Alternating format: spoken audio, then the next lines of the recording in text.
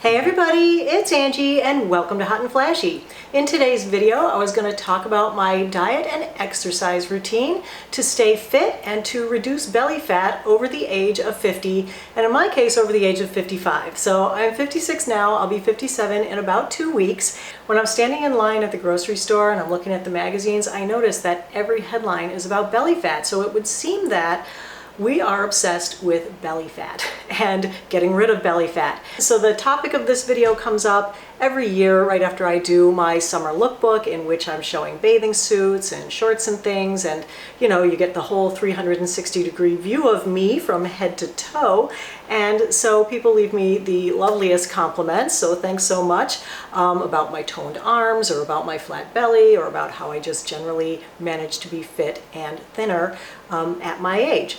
So that's what we're going to talk about today. So I just want you to know up front that I'm not a fitness expert, I'm not a nutrition expert, I'm not a doctor, I'm just a regular person like you trying to do my best with my diet and exercise so that I can be the healthiest aging person that I can be. And so if I don't do this 100% perfectly, or what you've read or what you've heard or what somebody recommended to you, then it's just that we do things differently. It's not that my way is wrong or right, but it is what works for me. I've been a fairly thin person, a fairly fit person. I started eating healthy very early on because I had sort of borderline high cholesterol in my 20s, and I decided to control it with diet and exercise. So I started working out, I started doing aerobics, lifting weights, and I also started eating a little bit more healthy, cutting out those high-fat foods like cheese and beef and French fries and potato chips and things like that. And that worked. It lowered my cholesterol from 207 down to 177, and over the last 30 years, I've improved my eating over time, and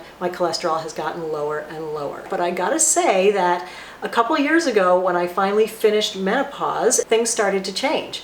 I noticed that I was working out the same, I was eating the same, and I was starting to not so much gain weight, but my weight was redistributing in different ways. So I was getting more around the middle. I had like a muffin top for the first time. And you know that as you get older, your metabolism tends to slow down a little bit. Also, your hormones are reducing. I know a lot of you in my audience are perimenopausal, postmenopausal. You may or may not be on hormone replacement therapy, and that could have something to do with it. But in general, your metabolism just slows down as you age. Your skin starts to lose elasticity, and it decreases the amount that it holds everything in, and so things start to sag. And so by the time you're postmenopausal, you've got those three things working against you. And if your diet is also working against you and you're not moving very much, then that is a recipe for belly fat and for not being fit as you get older. So I have had to improve my eating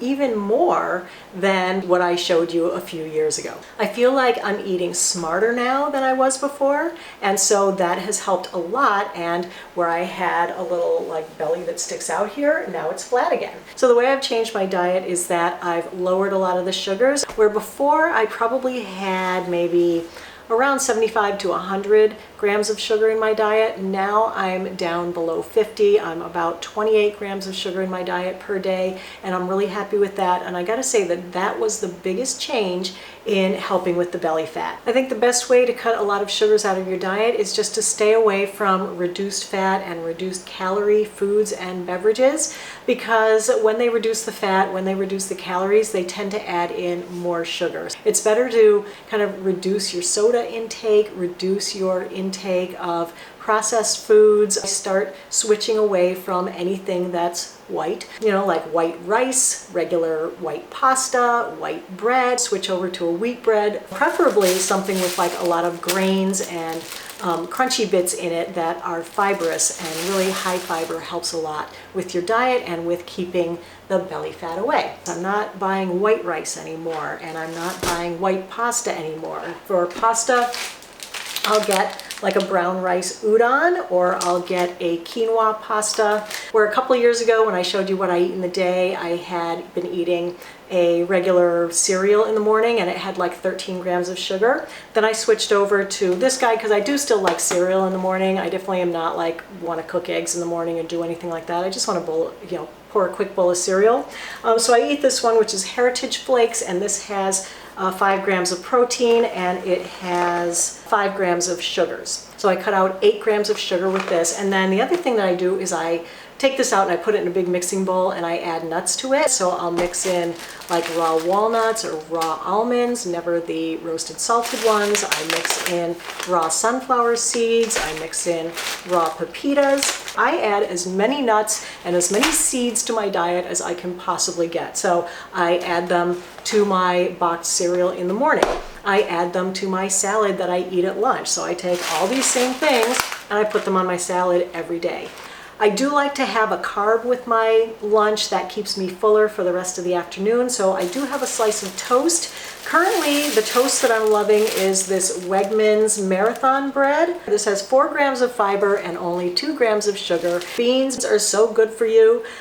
So I add in beans wherever I can. I usually will put chickpeas in my salad, or I'll put these beans that I get off the Mediterranean bar at Whole Foods in my salad. They're these big white beans. Anything that needs like a classic creamy sauce, I will substitute in like a bean puree for that. You know, if I'm making lasagna, instead of putting in that heavy cheesy layer, I do a white bean puree for that instead. White beans work for that, chickpeas work for that, cauliflower works really well for that. I always have cauliflower on hand.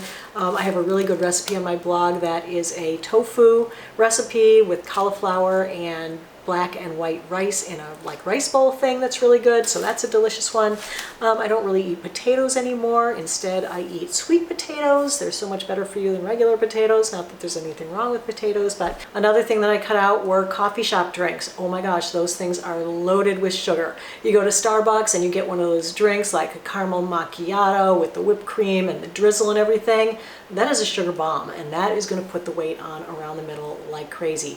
Now, what they do have there are some matcha green tea drinks that don't have as much sugar, or you can ask for them without the classic syrup. The green tea latte is really delicious. I get that with almond milk, and I ask them to leave out the classic syrup, and I ask for everything with no whipped cream, and those don't come with a drizzle either. But the green tea is going to be so good for your metabolism. My refrigerator is full of fresh vegetables, fresh fruits. You know, I tend to buy things in there as close to natural state as possible and then cook them from scratch. So I do a lot of cooking from scratch. I know that it takes more time, but I feel like my meals taste better because I cook them myself and I'm not just serving my family a sodium bomb or a sugar bomb. And I feel like so much of the processed food, it just has way too much sodium in it and way too much sugar in it. So I like fresh fruit. I think in my past videos someone said, oh, that's a lot of added sugar eating fruit, but I think that, you know,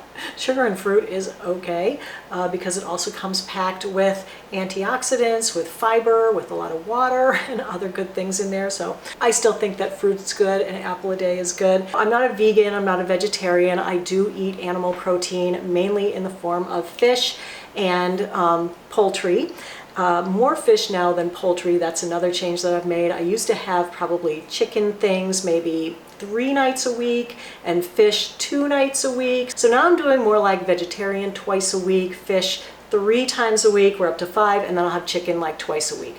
So for exercise, I work out 3 to 4 times a week. I do some DVDs that I have that are from like the 90s, and I've been doing these for years, and they are full body workouts. They take about an hour. I have it scheduled on Sunday morning, Tuesday morning, and Friday morning. Another day I try to do something active. So I will garden all day. I like to paddleboard. I like to bike ride. I'll go on a hike. I'll take my dog on a hike. So that's a 4th day that I generally try to do something. When I'm filming videos or I'm editing videos, that is usually a long day of sitting. And so I got myself a Fitbit this year and I love this guy. It tells me when I need to get up and move if I hadn't moved in like an hour, if I have so many steps left in the hour. Every time it pings me and says you have X number of steps left this hour, it's a tongue twister, I get up and I run up the stairs. My house is 3 floors, so I'll just run up all the stairs and then come back down, or I'll take the dog out in the yard, I'll walk around the yard a few times, throw a ball for her,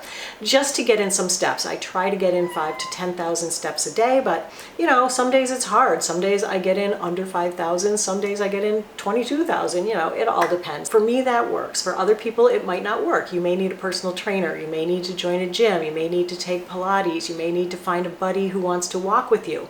You know, whatever you do, it doesn't matter just as long as you're moving more. Because of course, muscle burns more calories than fat, and it even burns more calories at rest. And so if you work out more, you have more muscle mass, and that kind of helps to keep your metabolism burning hotter. And if you want to work out with me, I actually have 3 little workout videos that I made a few years ago, and I took my favorite exercises from my DVDs and I put them together in these 3 little 20-minute workouts. So one was about the arms, and one was for the abs, and one was for the hips, butts, and thighs. And so I'll link those up here for you if you want to work out with me. We can do that together, and that would be fun. You know, it's hard to get motivated, it's hard to stay motivated, but all I can say is that I feel 100% better after I work out. If I'm stressed, it relieves stress, my mind is free, I can concentrate on what I want to concentrate on, my muscles feel good, I feel tired at night, I can sleep better when I've worked out. So it's just so much that it does for you that I really highly recommend it. Cutting out the extra sugars really for me was the trick. You know, if you have a lot of extra fats and extra sugars in your diet, then you can start trying to remove both of those. You know, it's just all about more sensible eating. You know, it's not going to be like you can keep eating anything you want and not working out, and then magically there's something that you can take to make your belly fat go away. It doesn't work that way. If you want to be fit over 55, then you actually have to work at it a little bit. I hate to be the bearer of bad news, but it's true, but I think it's definitely worth it. And so this is a good time to start taking control of all that and making small changes today that you can keep doing over the long run. And you know, if you don't do everything perfectly today or this week or this year, that's fine. You know, take it baby steps. Get used to cutting out, say, most of the cheese, or get used to not buying bacon anymore, or get used to not drinking soda anymore. You know, swap in some water for your soda. Just try little baby steps and see how that works. And then maybe in 6 months or a year, then you can try taking some more out and do it gradually. And that way, hopefully you'll be able to stick with it. If you're moving more, working out more, you're feeling good about yourself, you're losing some of that belly fat. And if that makes you feel better about yourself, then you'll be on the road to getting it done and sticking with it.